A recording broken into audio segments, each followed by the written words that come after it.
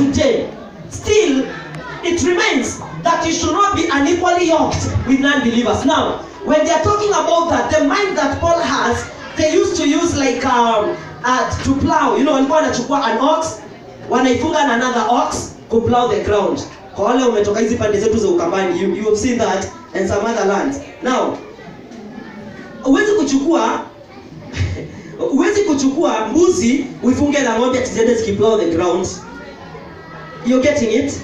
Yes. So that is the picture that needs to come into your mind. That you have to take two animals that are at least, you know, they have the same principles, the same discipline, you know, they have the same culture, they have the same way of life, and yoke them together, and then they will plow your ground very well. But you can't take a horse and a donkey to plow your ground together. Now, this principle still remains, even in marriage today.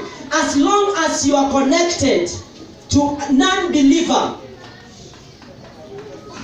because it's a question we have answered 1,001 times.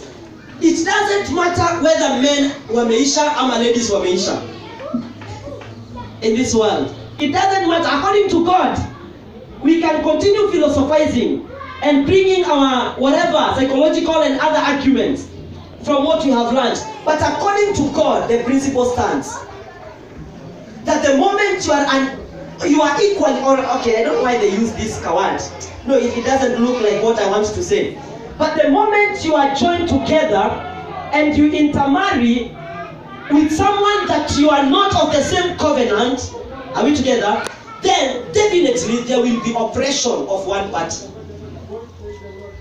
So much naelewa. Yes, there will be oppression of one party. Because when you want to go for worship, there is no understanding. When you want to come for Bible study, there is no understanding. There is a Bible study. When you want to come to Sunday to church, no, there is no that understanding. You know, I need you to stay at home. Today is my only free day. Stay at home, you know. So there is not that understanding. And so relationships with non-believers, it doesn't matter how we will want to justify it, but that still stands. Otherwise our hearts will be turned to worship their God and to abide by the principles they live with. Now, there is quite a lot including of destroying their altars, and a lot has been shared. But let me say this, there are some mistakes that they did. And Judges chapter 2 gives a summary of the whole book of Judges. If you read Judges chapter 2, it's like you have read the entire book of Judges. Judges chapter 2, it gives a summary of the entire book of Judges. And at this point, the angel of the Lord is coming to tell the Israelites where they have missed it. Tuko pamoja? Are we together? Yes. Now, the angel of the Lord goes back to the covenant. Which is the first mistake they did. Now, God has already blessed them. It is the time for them to conquer this territory. Are we together? But each and every tribe of Israel, waliambiwa wahakikisha wame-destroy everything. If you look Deuteronomy chapter 7 again. But this time they decided to spare at least a nation. And all this accumulated to become some of the greatest enemies of the Israelites. Tuko pamoja? Akilo nafanya tu ni Bible to exposition to hivyo tu. You have lived your entire life following the covenant. But it gets to a time whereby you have pursued this lady and you have conquered that territory. Amen? And after conquering that territory, the first thing that you do is to violate the same covenant, are we together, that you're living by before you conquered this territory. And you've decided to fall into sexual immorality. You have lived a life of covenant. If there is one thing that personally I have really prayed and trusted God all my life, it's not to get to this point of transition, are we together, after you have conquered every territory and then you mess. Now these people, they have come, Joshua, they have conquered their territory.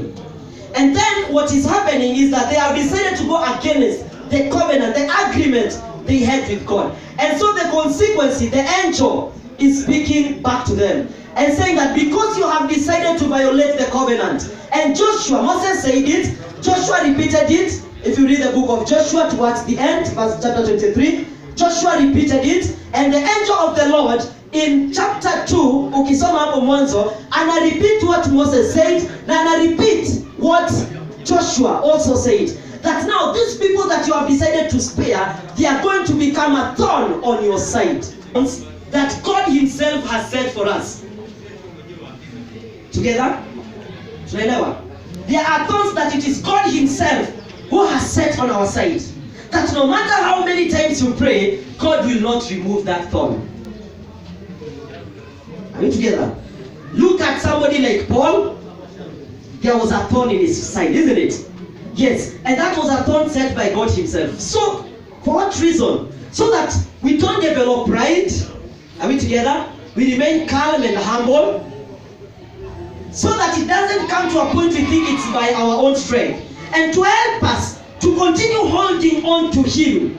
Are we together? Kuna some weaknesses umerealize kwa maisha yako ambazo huwa zinakufanya unaenda karibu na Mungu zaidi. I don't know if you have ever noticed. Kama uko na shida kama hizo, zinafanya unaenda karibu na Mungu zaidi, unaomba zaidi. Zinafanya unajitoa kwa kazi ya Mungu zaidi. And no matter how many times you try to pray, God has refused to remove that in your life. Why? Because the moment he removes it, he will destroy your relationship with him. So God also set some thorns on our side. To you it might sound as if it is oppressive, but God is using it for his own good. Together? Now there are second types of thorns that are set by the devil himself. Anaenda anagongana God na kuombea ruhusa. God nipatie tu chance. Acha ni deal na huyo mtu. There are thorns that wewe ndio umejiwekea wewe mwenyewe. There are things that you are not even to pray for. You are just to take action. Bwana Yesu asifiwe. Tuko pamoja? Yes. And that's where you need to know where to blame the devil and where not to blame the devil. Where to blame yourself. There are people who are going through certain experiences in your life. And you might not truly understand what's happening. But let me tell you, it's because there is something that you have done against the covenant. Anytime you violate the covenant, you are setting thorns in your own life. Go intermarry with the worldly. That's a thorn you have set for yourself. Paul anasema ishi na yeye, akiamua akiokoka ni sawa, sipookoka wewe endelea na yeye maisha yako yote. Because there is no room for divorce in the Bible. So you set a thorn for yourself. You've decided, you've been given so much of advice by your parents, but you've decided to disobey your parents. Yet they have given you instructions according to God's word, and you've chosen to go against those instructions. You are setting some thorns for yourself, and you'll have to live with the consequences in your life. And God's mercy, God is quite interesting, because even the thorns that we have set for ourselves, something interesting, that God still has a way of using that to build our lives. Now look at this. They failed to destroy all the nations in Canaan. And if you read chapter 3 verse 1 and 2 of Judges, the Lord is doing something with that. The Lord is saying this, that from verse chapter 2, the Lord is just laying a foundation. Number one, I'm not going to remove this nation. We were in a covenant, we were in an agreement, that if you refuse to destroy these people, I will not remove them. They will become a thorn on your flesh. So that was an agreement. I'm not going to do this on your behalf. It was your work. Are we together? Yes, that's the agreement. That I'm going to keep my part of covenant, and you have your part of covenant to keep. Together? Now, this is it. That is one reason why God will not remove some thorns you have set for yourself. Because it is a covenant you got into, that the moment you violate this agreement that we are in,